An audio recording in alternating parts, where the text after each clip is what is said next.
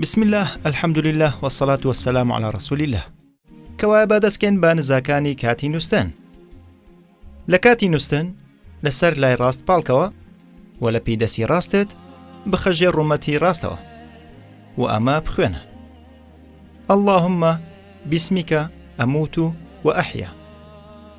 مانای ئەوە چییە؟ ئەی خۆی پەروەردگار، بە ناوی تۆوە من ئەمرم و زیندوو ئەبمەوە.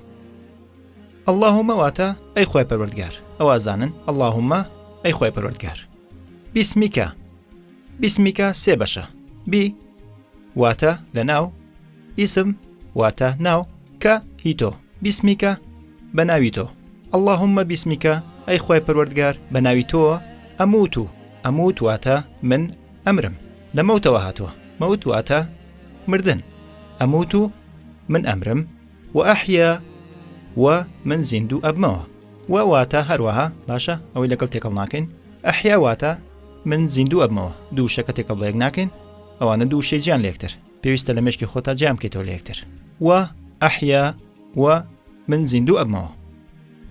پەیامەکە لێرەیە چییە؟ نووستن وەکو مردن وایە. کاتێک ئێمە نووستوین، ئێمە نازانین کە ئایا ئێمە هەین یاخود ئەگەر شتێک هەبێت بە ناوی جیهانەوە.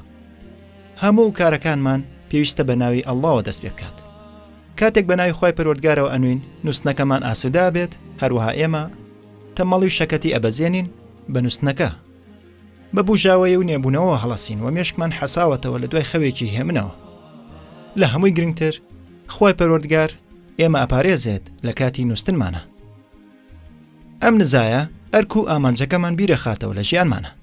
ئەتوانین بڵێن خۆی پەروەردگار، تەواوی ژیانم تاوەکو مردنم پێویستە لە پێناو خۆشویستنی تۆیە بەکار بهێنرێت، لە پێناو پەرستنی تۆیە، هەروەها لە پێناو گوێڕایەڵی تۆیە بەتەنها، چونکە من بەناوی تۆ ئۆژیم. اللهم بسمیکە ئەموت و ئەحیا. و کاتێک بەیانی لە خەوە لەسم، کار لەسەر ئەو شتانە ئەکەم کە تۆ پێی ڕازێ بیت.